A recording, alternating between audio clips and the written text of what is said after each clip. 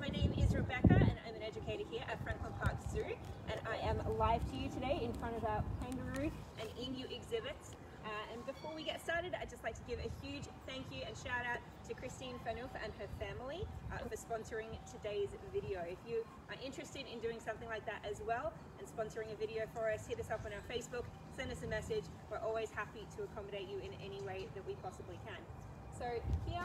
Oh, I will ask you to pause just for a sec, just to let us try and adjust the mics a little bit. We're getting a little static. Do you want to try adjusting it? Sorry, folks, bear with us. All right, can you hear me a little bit better? We still got the static, but I think that might just be the wind. Sorry about that, folks. Okay. All right, we good? Now we're good, much better. All right, so you might have noticed from my accent that I am Australian, just like these guys as well, which is why I was super excited to talk to you about them today. So we have 4 of our kangaroos on exhibit today and 2 emus. We have our kangaroos that you can see just behind me here. So we have Ramiro, who is lying down and giving us a little nod. We have Skippy and little baby Ruby at the back, and then we have Petra lying down over here. We also have our 2 emus who are a little bit out of frame at the moment. Let's see if I can maybe tempt them over. Our 2 emus are called Pink and Yellow. Hi. But they might be being a little bit shy today.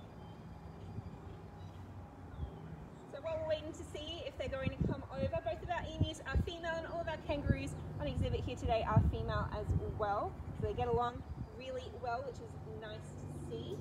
Our emus are a really interesting animal. They're a member of the ratite group of birds. So those birds include emus. They also include ostriches, like our ostriches here at Franklin Park Zoo, Julius and Bob. They also include other flightless birds like the cassowary, which is also from Australia, and the kiwi from New Zealand. So they have some really neat adaptations and some really neat features. Since they both seem to be out of camera right now, maybe I'll just talk about the kangaroos a little bit first. So we can't really see them giving us their backs at the moment, but kangaroos are a marsupial, which means that they do have a pouch on their bellies to keep their babies safe. So they are a mammal. Oh, yeah. I think we might want to lose the mic, just having people say that they cannot hear you. Oh, okay. All right, folks, bear with us for just a moment. I think we might just want to kill the mics then. All right.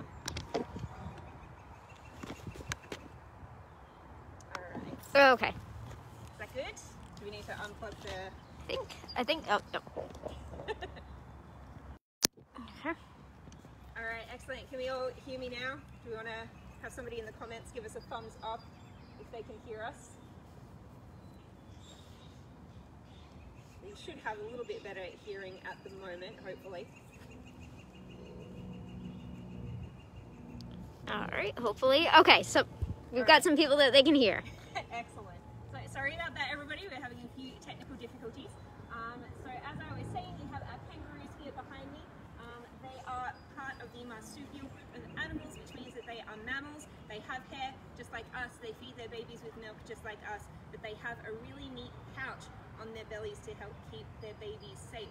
So the really cool thing about marsupials is that they are born super, super tiny. So kangaroos, like these guys, they are born around about the size of a jelly bean. They come out of their mother's birth canal and they climb all the way up her belly fur and down into her pouch. This pouch is on the outside, which is a really, really neat adaptation and helps to keep the babies nice and safe. So we have our emu who's looking off into the distance. Just got a little bit distracted by her noise. So as you can see, as I said, we have Ramiro here lying down, and then we have Ruby and Mum Skippy at the back.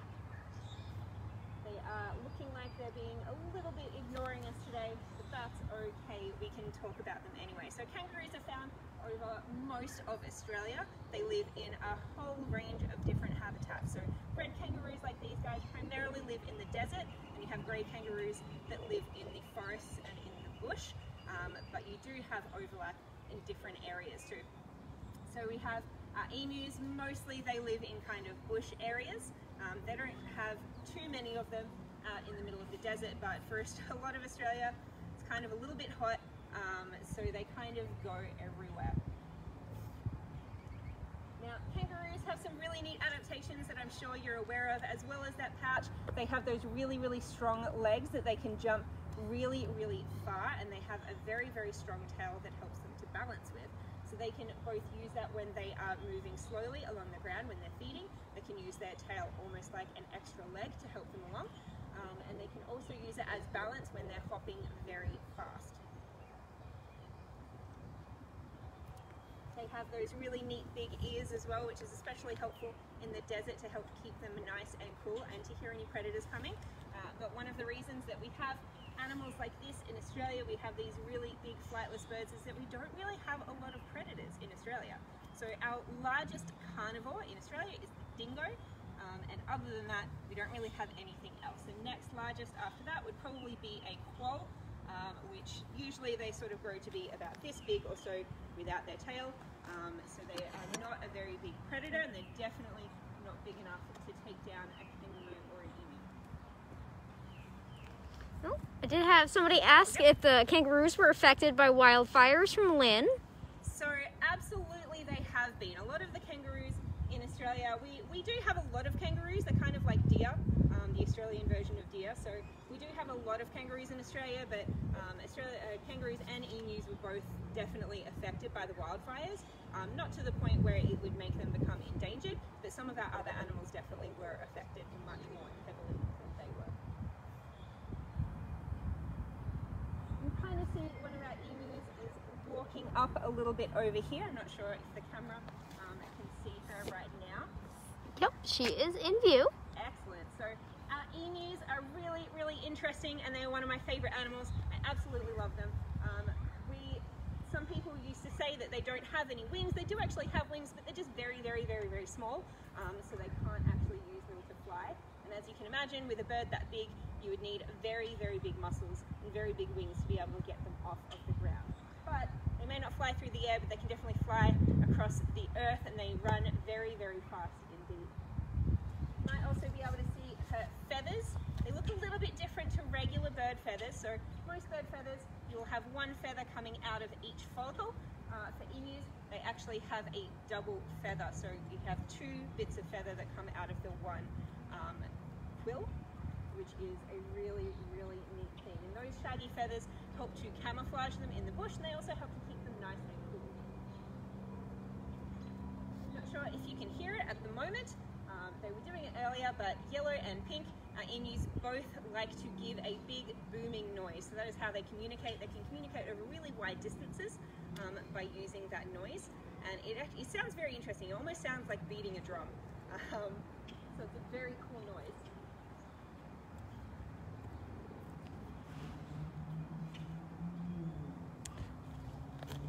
And did you folks have any questions that you wanted to ask us while we're here? Did have Brian that asked earlier who was roaring in the background. So the roaring that you might be able to hear is our lion brothers, Kamea and Denari. They roar all day long. They really like to mark their territory by roaring out as loud as they can. I'm going to get some of their food and try to throw some of their food in, see if that can tempt them over a little bit closer. Although our girls might not be very interested right now. Oh, and we did have Christine ask what kangaroos and emus eat. Excellent question. Oh, hello. And we have Peepop, who has just decided to come into frame. I think probably because I have some emu food that Peepop is interested in. So the emus, here we feed them a pellet just like this. It is pretty similar to what a lot of other birds eat. You might have seen something similar being fed to chickens. And then they also can eat fresh fruit and vegetables. Back home, they eat a lot of seeds and nuts. They are actually a really interesting and special animal because they can eat a lot of things that other animals find really poisonous.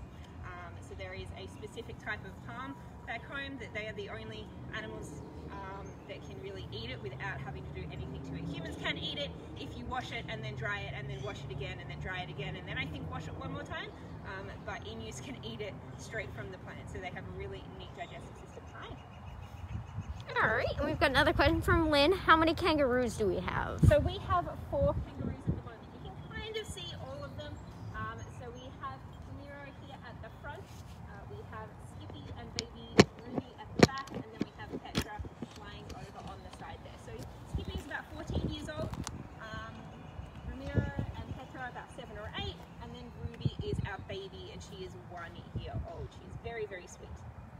So, and she also asked if she heard that we have 2 different kinds of kangaroo, or that there were 2 different kinds. Yes, so we don't have 2 different kinds of kangaroos here at the zoo. We have red kangaroos here only, but in Australia we do have red kangaroos and grey kangaroos. And we have Peepop, who is having a little sneak attack here and trying to get some of that food. Alrighty, well I think that's about it for us. I might take the camera really quick and try and zoom in for you folks really quick to get a better look at the kangaroos before we head off.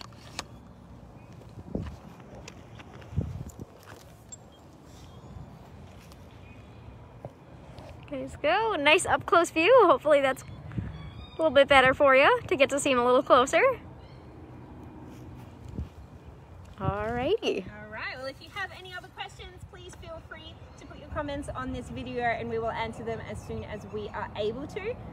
Other than that, I hope you have an amazing day and hopefully we'll be able to see you at some point, and we look forward to having you watch more of our videos here at Franklin Park Zoo and Stone Zoo.